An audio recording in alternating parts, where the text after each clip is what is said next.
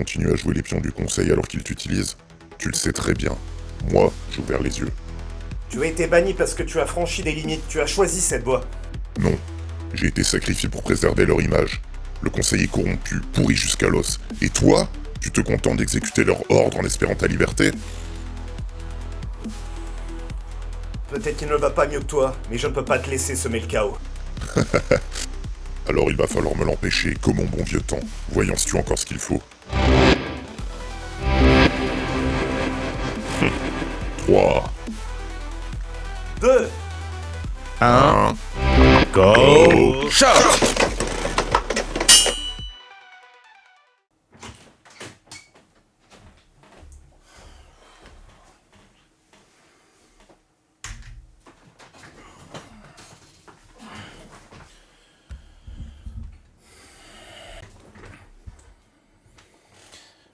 Salut à tous, c'est Skarn. Bienvenue. Aujourd'hui, je vais vous présenter deux Prize Bay qui viennent de sortir via l'application officielle. Ça mérite qu'on s'y attarde un petit peu. On perd pas de temps, je vais vous présenter tout ça. Mais avant de commencer, pensez à vous abonner car vous êtes la très grande majorité à regarder les vidéos sans lettres.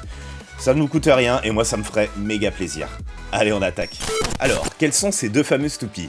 Nous avons déjà la première, qui est Nightmail 385 BS Metal Coat Navy, une recolor collector d'une toupie sortie à l'origine dans le Customized Set UX10. Ici, elle revient dans une version bleu métallisée vraiment magnifique. La seconde, c'est Valkyrie Volt S4 70V, un véritable monstre qui rend hommage à la lignée Valkyrie de Burst, et surtout, c'est l'une des toupies les plus rares de cette génération actuellement. Ces toupies ne s'achètent malheureusement pas en magasin, elles sont obtenables uniquement via l'application officielle de Takara Tomy, Beyblade X, qui est disponible uniquement au Japon et dans certains pays d'Asie. Alors, comment ça fonctionne tout ça ? Le principe est pas compliqué. Vous gagnez des points en jouant, en scannant vos produits ou en participant à des événements. Avec ces points, vous pouvez faire des tirages, un système proche d'un gacha en fait. La plupart du temps, vous obtenez des objets standards, mais parfois, un slot rare apparaît, et c'est là que vous pouvez décrocher une Prize Bay exclusif. Pour Valkyrie Volt, c'est encore plus extrême. Il faut obtenir un Rare Bay Exchange Ticket et vous n'avez que 0,7% de chance par tirage de l'obtenir. Autant dire qu'il faut beaucoup de persévérance et une sacrée bonne dose de chance. Et bien sûr, ces Prize Bay finissent toujours par apparaître sur le marché secondaire. Chez certains revendeurs, les prix montent très vite. On parle de plusieurs centaines d'euros pour une seule toupie. C'était déjà le cas avec la précédente Prize Bay, Aero Pegasus, qui est devenu un véritable objet de collection. Donc si vous ne passez pas par l'application, va falloir mettre la main au portefeuille, et pas qu'un peu. Mais l'application n'est pas le seul moyen d'obtenir des exclusivités ou des baies un petit peu limitées comme ça. Il y a également le Beyblade Bar au Japon, qui est un lieu entièrement dédié à Beyblade, qui distribue certaines pièces limitées. Par exemple, c'est là qu'on peut trouver la CX Wizard Arc R4 55 Low Orb en rose et noir. Vous savez, celle qui est rose avec le métal coat noir autour. Et puis il y a également le CoroCoro Comics, ce magazine culte qui propose depuis toujours des pièces exclusives via concours ou envois spéciaux. Beyblade X continue cette tradition et certains joueurs chanceux arrivent à mettre la main sur des pièces introuvables ailleurs. Bref, ces circuits alternatifs renforcent l'aspect collection de la franchise. Certaines toupies ne sont pas que des outils de jeu, ce sont de véritables trésors. Bon allez, on va pas continuer à tergiverser, on va commencer l'unboxing de Nightmail. Bon allez, petit rappel, Nightmail est sorti pour la première fois en novembre 2024 dans le Customized Set UX10, aux côtés de Hellhammer et Tyrannobit. Ici, on a un recolor exclusif Metal Coat Navy, obtenable uniquement via l'application. Le bit Bounce Spike est une pointe fine avec un effet rebond. Elle amortit une partie des chocs et rend le mouvement moins prévisible. C'est atypique, mais pas orienté trop endurance finalement. Le Ratchet 385 possède 3 petites protrusions et 8,5 mm de hauteur, un système joint qui se clenche directement différent des cliquets habituels. Et enfin, le Blade Nightmail, un design défensif pensé pour encaisser. Dans cette version, la finition bleu métallisé est superbe et en fait une magnifique pièce de collection. Niveau performance, le poids est sensiblement le même. Ici, sur le mien, on voit même qu'il est un tout petit peu plus léger. Et donc ce blade n'est pas primordial pour les joueurs méta. En résumé, on a un magnifique recolor de Nightmail, une toupie plus accessible que Valkyrie Volt qu'on va voir juste après. C'est une jolie pièce de collection, mais pas vraiment utile pour le jeu.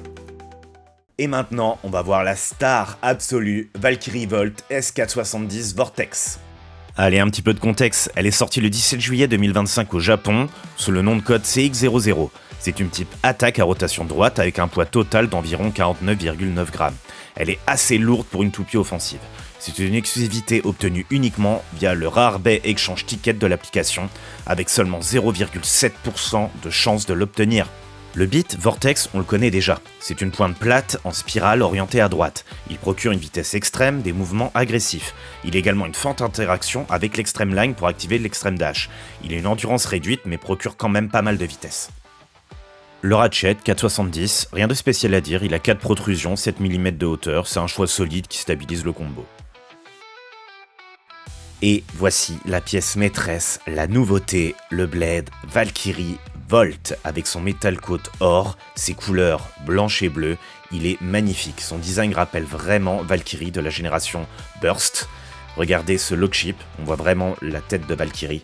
Il est magnifique et vous pouvez tout de suite remarquer une petite différence, le lock chip qui diffère vraiment des autres lock chips des autres CX qui sont déjà sortis. L'assist blade slash, bon, pas grand chose à dire, mais on voit bien qu'il est conçu pour suivre un peu les lames du main blade qu'on voit ici, qui possède 3 grandes lames. On va voir maintenant une pièce que tout le monde s'arrache, il est même vendu parfois seul, le lockchip métallisé Valkyrie. Le lockchip Valkyrie est encore une fois un clin d'œil direct à Burst. C'est un lockchip métallique, il est plus lourd, environ 4 grammes de plus, et plus haut qu'un lockchip normal. D'ailleurs, un seul lockchip métallique est autorisé par deck en tournoi officiel. Et c'est donc pour ça que ce lockchip est très recherché, il apporte du poids très facilement à son combo CX. Les CX sont très peu joués, là on peut ajouter très facilement un petit bonus de puissance en ajoutant uniquement une petite pièce. C'est pour ça que des personnes achètent également seulement le lockchip plutôt que la baie entière. Et donc en résumé, on a une toupie ultra lourde, rapide, agressif et surtout un hommage clair à Valkyrie qui a marqué des générations. Personnellement, je la trouve également très belle. Et on a également ce fameux lockchip en métal qui peut rendre nos combos CX un petit peu plus lourds et donc théoriquement un peu plus méta. On a donc 2 magnifiques Prize Bay, mais cela dépasse quand même le jeu. Ce sont vraiment des objets de collection qui ne sont pas indispensables pour pouvoir jouer, parce que ça peut être compliqué pour nous de les obtenir, soit en les achetant, ça monte à des prix très élevés, je crois qu'on tourne autour des 300 €, un petit peu moins pour la Valkyrie, et peut-être un peu moins de 100 € pour la Nightmail. C'est quand même un gros budget. Via l'appli, ça peut être compliqué parce qu'il va falloir retrouver quelqu'un qui puisse nous l'expédier si jamais on arrive à la gagner sur l'application. Mais pour pouvoir utiliser l'application, il faut utiliser un VPN. Il y a d'autres techniques où je vais pas m'attarder là-dessus. Il y a eu d'autres vidéos de youtubeurs qui parlent de ça. Je vous encourage à aller voir si ça vous intéresse. Et vous en pensez quoi? Êtes-vous prêt à utiliser l'application pour réussir à les gagner, sachant qu'il faut quand même des points pour lancer la loterie? Ou alors tenter de les acheter à bon prix? Dites-moi, ça m'intéresse toujours et j'essaye de répondre un maximum aux commentaires. Et voilà pour cette vidéo qui parle des dernières Prize Bay, j'espère que ça vous a plu. N'oubliez pas de vous abonner, on vise très prochainement les 500. D'ailleurs, à ce propos, je vous ferai gagner un lot pour l'occasion, qui n'est pas des moindres, vous verrez. Pour le moment, je vous dis à très bientôt, c'était Scarn et surtout, soyez passionnés.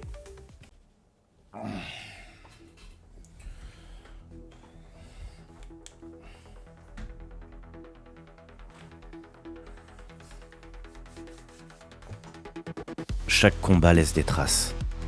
Et ce casque, c'est la preuve que cette histoire n'est pas terminée. Un jour ou l'autre, il faudra que j'affronte de nouveau ce qu'il représente.